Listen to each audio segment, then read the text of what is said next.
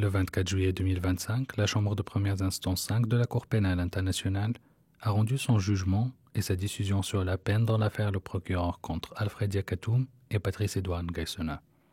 La Chambre, composée du juge-président Bertram Schmidt et des juges Peter Kovac et Shango Chang, et la juge suppléant Betty Holler, a reconnu les deux accusés coupables, au-delà de tout doute raisonnable, de plusieurs crimes de guerre et crimes contre l'humanité commis en République centrafricaine en 2013 et 2014. Dans ses remarques liminaires, le juge-président Schmidt a évoqué la nature du conflit en République centrafricaine.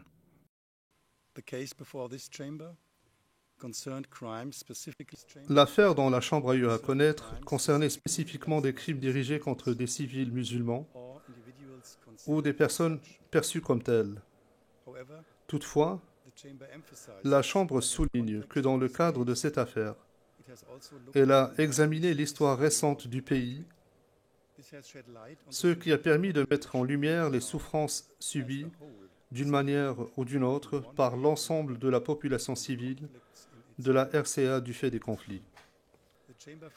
La Chambre estime important de préciser qu'elle n'a pas jugé que le conflit pertinent en RCA était de nature religieuse à son origine.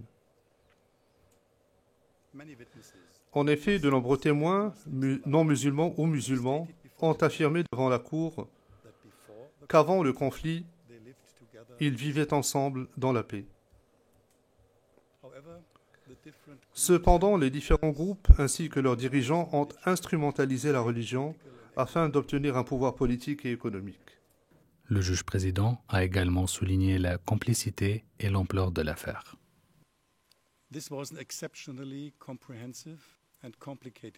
Cette affaire a été particulièrement complexe et compliquée, tant pour ce qui est de l'établissement des faits que pour ce qui est de l'appréciation des éléments de preuve et des contributions des accusés à la commission des crimes. La Chambre a entendu la déposition de 174 témoins et passé en revue près de 20 000 éléments de preuve, y compris notamment des documents, des photographies, des vidéos, des conversations Facebook, des images satellitaires et des enregistrements audio. Tout cela est détaillé dans le jugement écrit. En résumant le jugement, les juges ont rappelé que le 24 mars 2013, la Seleka a pris le contrôle de Bangui et s'est emparée du pouvoir en République centrafricaine. En réaction, Yakatom Ngaïsona et d'autres ont commencé à planifier des actions contre les Seleka par la violence. Leur objectif était d'assurer le retour au pouvoir de François Bozizé par tous les moyens nécessaires, y compris le recours à la violence armée.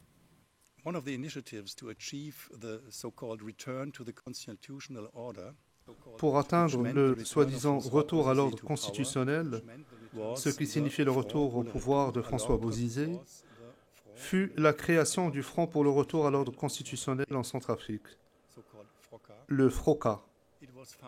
Ce front fut fondé par François Bozizé, M. Ngaïsona et d'autres en août 2013 à Paris.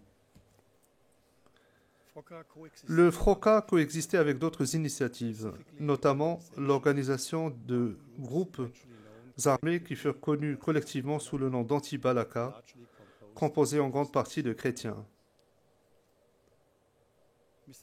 M. Ngaïsona était activement impliqué dans la planification de la riposte aux violences de la Seleka en République centrafricaine et dans l'organisation du retour au pouvoir de François Bozizé. Il a rencontré et collaboré avec François Bozizé, Bernard Mokom et d'autres pour discuter des stratégies et des plans. Il a contacté des individus en RCA et à l'étranger afin d'obtenir leur soutien. Il a également apporté un soutien financier à ceux qui étaient disposés à participer à leurs activités. M. Ngaïsona était au courant de l'avancée des groupes armés vers Bangui qu'il soutenait, ainsi que des hostilités comprenant les massacres et les déplacements forcés de civils musulmans de divers endroits. Il savait également qu'une attaque allait avoir lieu sur Bangui et a fourni des fonds à des éléments anti-Balaka participant à l'attaque sur Bangui le 5 décembre 2013. En parallèle, après un court séjour à Zongo, M. Yekatom a commencé à former un groupe avec Freddy Wanjo, connu également sous le nom de Cœur de Lion, et Habib Beina. Ce groupe visait également à riposter aux violences de la Seleka et à renforcer Michel Djotodia et la Seleka.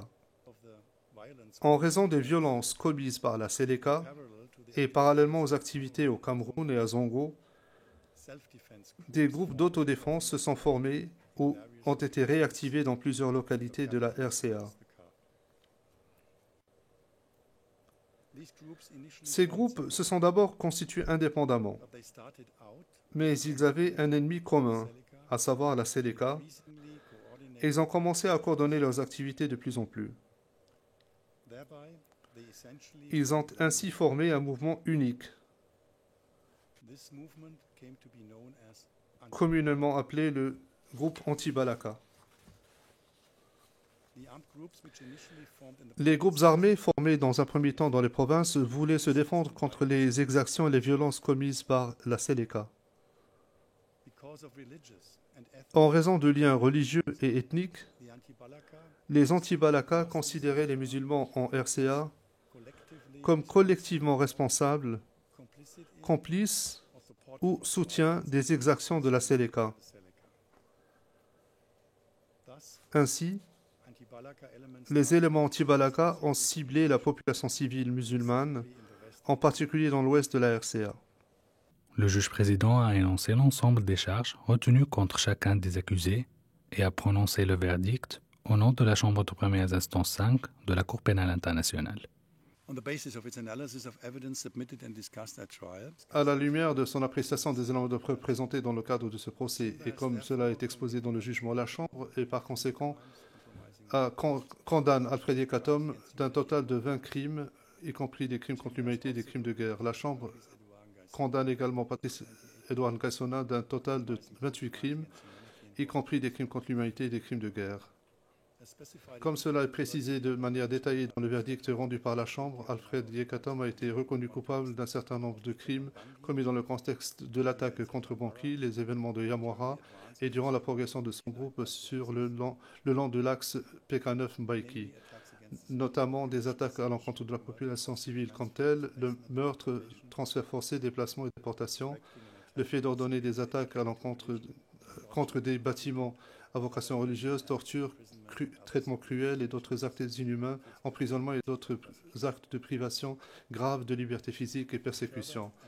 En outre, et comme cela est détaillé de façon détaillée dans le verdict et dans le jugement, Patrice Edouard Ngaïsona a été reconnu coupable d'un certain nombre de crimes auxquels il a apporté son concours ou assistance dans le contexte des attaques sur Bangui et Bassangoa, lors des événements de Yamwara et lors de la progression des anti-Balaka sur l'axe PK9-Mbaïki, notamment des attaques contre la population civile, meurtres, transferts forcés, déplacements et déportations, le fait d'avoir ordonné une attaque contre des bâtiments à vocation religieuse, torture, traitement cruel, d'autres actes inhumains, emprisonnement et d'autres formes de privation grave de liberté physique, destruction de biens et persécution. C'était la première fois dans l'histoire de la Cour que le verdict et la peine étaient prononcés lors d'une même audience. Je vais à présent prononcer donc le jugement et la peine s'agissant des deux accusés. Monsieur Yekatom, veuillez vous lever. Monsieur Yekatom, la Chambre ayant examiné tous les facteurs pertinents aux fins de la fixation de la peine, la Chambre vous condamne à un total de 15 ans d'emprisonnement. Veuillez vous asseoir.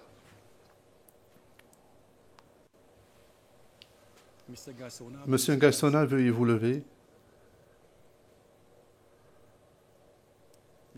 Monsieur Ngaïsona, la Chambre ayant examiné tous les facteurs pertinents pour la fixation de la peine, la Chambre vous condamne à un total de 12 années d'emprisonnement. Veuillez vous rasseoir. La Chambre de première instance n'a pas retenu les charges de crimes de guerre, de pillage et d'attaques dirigées contre un bâtiment au caractère religieux à l'encontre de M. Ngaïsena. En lien avec l'attaque contre Bossangoa, ils n'ont pas non plus reconnu responsable du viol qui s'est produit. Par décision majoritaire, avec l'opinion dissidente du juge Chang, la Chambre n'a pas retenu la charge de crimes de conscription, enrôlement et utilisant d'enfants de moins de 15 ans pour participer activement aux hostilités à l'encontre de M. Ngaïsena. À la suite de ce jugement, le bureau de procureur et la défense peuvent interjeter appel du verdict et de la peine. Les représentants légaux des victimes participantes ne disposent pas du droit d'appel, mais ils pourront présenter les vues et préoccupations des victimes devant la chambre d'appel si un appel est formé. Nous en arrivons à la fin de la présente audience. Dans l'affaire, le procureur contre Alfred Yekatom et Patrice Edouard Ngaïsena, l'audience est levée.